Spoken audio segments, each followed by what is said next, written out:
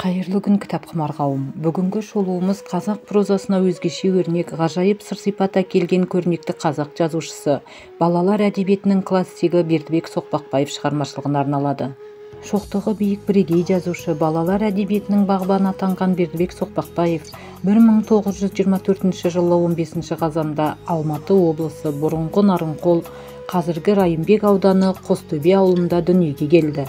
8 жасында анасы қайтыс болып, жастайынан жетімдік қасіретін тартты. 14-15 жасынан қайсарлығымен таныла бастайды. Жастайынан оқуға, білімге баулыған сатылған ағасы соғыста қайтыс болып, бала кезінде көп қиындық көреді. Аштық пен ауыр еңбектің, қиындықтың тауқыметін тарта, білімді, қабілетті бала болып өседі. Мектептен соң әскерге алынып, кейін Абай атындағы Қазақ педагогикалық институтында оқиды. Мәскеудегі жоғары әдеби курсты тамамдап, біраз жыл туған ауылында мұғалім болып қызмет етеді. Бала тәрбиесімен айналысып, білікті мұғалім, тәрбиеші болғанын кейін шығармаларына өзек етеді.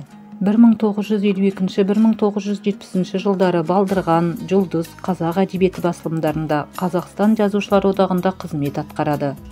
Шәкен Айманов атындағы Қазақфильм киностудиясында жұмыс істеп, Қазақстан Жазушылар одағында балалар әдебиеті жөніндегі әдеби кеңесші болады. Бердібек Соқпақбаев шығармашылығын өлеңмен бастаған. 1950 жылы Бұлақ атты жыр жинағы жарыққа шығады. Кейін Қасым Аманжоловтың ақылымен прозаға ауысып, балалардың сүйікті жазушысына айналды. Өлең жазудан бастағанымен қаламгердің суреткерлік қарымы прозада танылды. Шеберлік мектебі саналатын әңгімелері көркемдік қуатты туындылар. Қаламгер күрделі оқиғаларға құралып, келелі ой білдіре, адам образ арқылы тілге жеңіл, түсінікті жазылған 16 жасар чемпион, бақыт жолы, алыстағы ауылда, жолда, менің атым Қожа, дала жұлдызы, Аяжан, балалық шаққа саяхат, өлгендер қайтып келмейді, қайдасың Гауһар сияқты тың туындылар тудырды. Қаламгердің көзі тірісінде 20-дан астам кітабы жарық көрген. Көтерген ауыртпалығы мен көрген қиындығын, 30 жылдардағы ауыр ауыл тұрмысын, Ұлы Отан соғысының зардабын шығармаларына арқау етті. Шығармаларын өмірбаяндық тұрғыда жазып, көбіне өзі басты кейіпкер болды. Балалығын сағынып, балалық шаққа саяхат жасап, таңдандыра тамсантып, бал дәуренді бұзбай бала шағы ялдап, балалық болмысты тебірене толғады. Жазушының атағын шығарған менің атым Қожа повесін оқымаған бала жоқ. Бала жайлы шығарманың төресі, менің атым Қожа деген повесі деп, Талғат Оразымбетұлы айтқандай, менің атым Қожа повесі бала жүрегіне жол тапқан үздік туынды. Шындықтан туған шығармасында балаларға бала болып сырын ашып, өзінің бар болмысын, жамандығын да, жақсылығын да жасырмай жазады. Басында кітабы кеңестік тәрбиеге қайшы, балалар қожаға еліктеп тәрбиеден аттайды деген желеумен елімізде қолдау таппаған соң кітабын Москвадағы детская литература баспасына ұсынады. Сөйтіп кітабы «Меня зовут Қожа» деген атпен алғашында орыс тілінде шыққан. Осылай қазақтың қожасы оқырманның ыстығы ықыласына бөленіп, осыдан соң француз тіліне аударылады. Жазушыны заңғар биікке көтеріп, қазақ балалар әдебиетін дүние жүзіне танытқан бір ғана шығармасы бірден әлемнің 30 шақты тіліне аударылады. 1963 жылы Қазақфильм киностудиясы осы повест бойынша көркем фильм түсіріп, 1967 жылы Канн қаласындағы халықаралық кинофестивальде «Менің атым Қожа» фильмі арнаулы жүлдеге ие болды. Қазақ КСР жоғарғы кеңесінің құрмет грамотасымен марапатталады.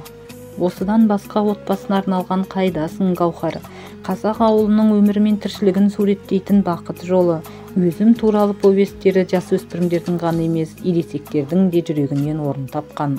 Қиыншылыққа толы шығармашылық жолында соңғы жазған «Өлгендер қайтып келмейді» романы соғыс жылдарындағы ауыл адамдарының тыныс тіршілігін, соғыс зардаптарынан жүректері жараланған жас пен кәрі өмірін бүкпесіз жеткізеді. Ең көлемді мазмұн жағынан ерекше балалық шаққа саяхат шығармасында қоғам шындығы сипатталған. Кесек туындыда басынан кешкені, қаршадайынан тағдыр теперішіне төзгені, колхоздасудың алғашқы жылдары суреттеледі. Спорт тақырыбына да қалам тербеген жазушының 16 жасар чемпион повесі алғашында чемпион, кейін өңделіп жекпе-жек деген атпен жарық көрді.